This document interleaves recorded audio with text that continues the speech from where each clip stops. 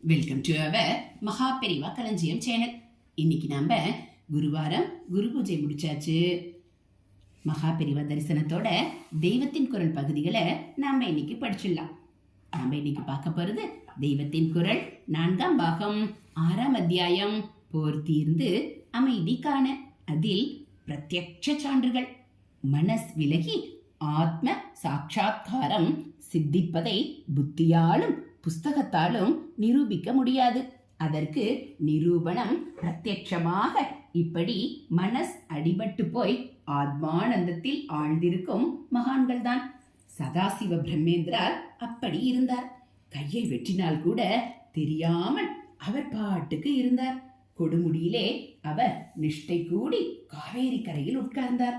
வெள்ளம் புரண்டு வந்து அவரை அடித்து கொண்டு போய் அப்புறம் அவர் மேலேயே மண்மேடிட்டு விட்டது. பகுநாள் கழித்து யாரோ அதை கொத்தின போது உள்ளே இருந்த அவருடைய கையிலே அடிபட்டு ரத்தம் பீச்சி அடித்தது. அடடா, உள்ளே யாரோ ஆசாமி இருக்காப்ல இருக்கே என்று அவர்கள் இழுத்து போட்டார்கள். அவர் பாட்டுக்கு ஆனந்தமாக சிரித்து கொண்டு எழுந்திருந்து கால் போன போக்கில் போனார் என்கிறார்கள். அது 300 வருஷத்துக்கு முந்திய கதை. ஒருவேளை கதை கட்டினதாகவும் இருக்கலாம். எப்படி நம்புவது என்று கேட்கலாம். சமீப காலத்தில் நம்மகத்து பெரியவர்களே நேரில் பார்த்தவர்களாகவும் இப்படிப்பட்ட மகான்கள் இல்லாமல் போகவில்லை. கும்பகோணத்தில் இருந்த மௌன சுவாமிகளை நேரில் பார்த்தவர்கள் ஆச்சரியமாக சொல்கிறார்கள். நேரம் காலம் தெரியாமல் அவர் பாட்டுக்கு அப்படியே நிஷ்டையில் இருப்பாராம். கண் திறந்த நிலையில் சமாதியில் போனாரானால் எத்தனை மணி எத்தனை நாள் அவர் சமாதி சித்தியில் இருந்தாலும் திறந்த கண் கொட்டவே கொட்டாமல் நிலை குத்திட்டபடி இருக்குமா. விரலை முழிக்குள்ளே விட்டால் கூட இமை மூடாமல் இருக்குமா. வாயிலே சிறிது ஆகாரத்தை பக்தர்கள் திணிப்பார்கள். அது ஏதோ கொஞ்சம் உள்ளே போனால் உண்டு, இல்லாவிட்டால் அது வாயில் அப்படியே அப்பிக்கொண்டு எறும்பெல்லாம் போட்டு பிடுங்கி உதடு வீங்கி தொங்கும். அதுவும் தெரியாமல் அவர் நிஷ்டையில் இருப்பார். முகத்திலே ஆத்ம ஜோதிஷின் பிரகாசம் வீசிக்கொண்டிருக்கும். தூக்கத்திலும் மனஸ் இல்லைத்தான் என்றாலும் அப்போது ஆத்ம ஞானமும் இல்லாததால் பிரகாசத்துக்கு பதில் வழக்கமாயுள்ள சோபை கூட இல்லாமல் சொல்லக்கூடாதது மாதிரி கிடக்கிறோம்.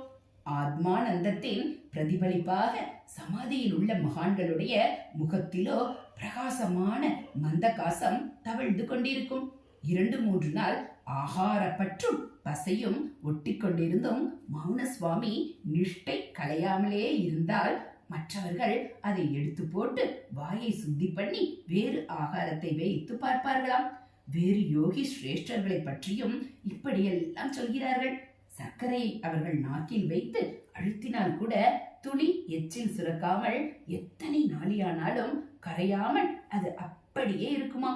நம்முடைய இகலோக ஆசைகளுக்கும் ஆனந்தங்களுக்கும் மரத்து போய் போக்கிய வஸ்துகளின் ருஷி இழுப்புக்கு கொஞ்சம் கூட ஆளாகாமல் இதற்கெல்லாம் அப்பாற்பட்ட பேரானந்தத்தை ருசித்துக் கொண்டு ஜீவன் அதிலேயே ஒன்றாகி திளைத்திருக்க முடியும் என்பதற்கு இதெல்லாம் அத்தாட்சி.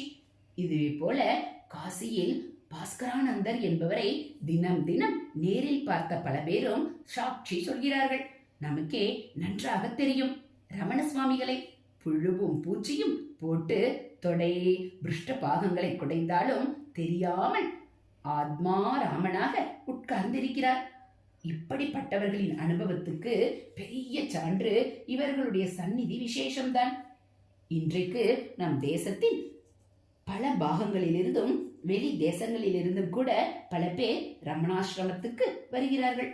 எத்தனையோ மன சஞ்சலங்களோடு போராடி கொண்டு போனோம். அவர் முன்னாடி போய் உட்கார்ந்ததும் அத்தனை சஞ்சலமும் எங்கே போச்சு என்று தெரியாமல் மறைந்து ஒரே சாந்தமாய் விட்டது என்று சொல்கிறார்கள்.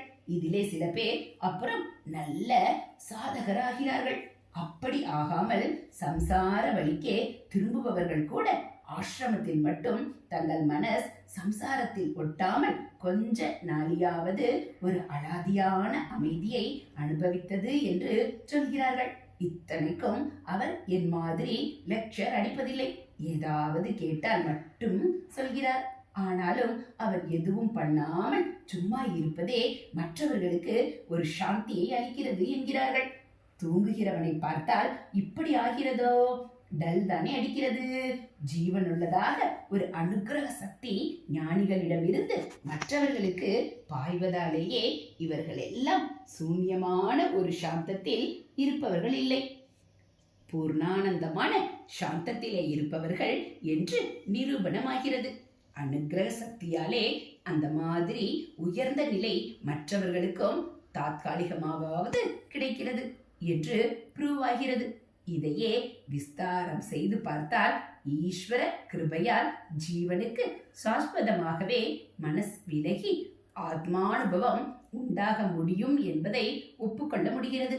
குழந்தை போல ஒரு வஸ்திரம் இல்லாமல் அன்று சுக பிரம்மமும் சமீப காலத்தில் சதாசிவ பிரம்மமும் ஆனந்தமாக காடு, மலை, நதி என்று சஞ்சாரம் பண்ணி கொண்டிருந்தார்கள் என்று படிக்கிறோம். ஆத்மானுபவிகள் அடித்த சிலையாக நிர்விகல்ப சமாதி நிஷ்டையில் இருக்கும்போது கூட அவர்கள் உள்ளே ஆனந்தமயமாயிருப்பது அவர்களுடைய வெளி தோற்றத்தில் இருந்தே தெரியும். ஹரஹர சங்கர ஜெய ஜெய சங்கர, ஹரஹர சங்கர ஜெய ஜெய சங்கர. மகா பெரியவாச்சரணம். இது போல தெய்வத்தின் குரல் பகுதிகளை நீங்க தினந்தோறும் கேட்கணும் அப்படின்னா மறக்காம நம்ம சேனலை சப்ஸ்கிரைப் பண்ணுங்க. கூடவே பெல் ஐகானை கிளிக் பண்ணி ஆளுங்கிற பட்டனையும் அழுத்திடுங்க. நம்ம சேனல்ல வரக்கூடிய தெய்வத்தின் குரல் பகுதிகள், மகா பெரியவா மகிமை எல்லாம் உங்களுக்கு பிடிச்சிருந்தா ஒரு லைக்கும் கமெண்ட்டும் கொடுத்து உங்களுக்கு தெரிஞ்சவங்களுக்கும் ஷேர் பண்ணுங்க. தேங்க்யூ.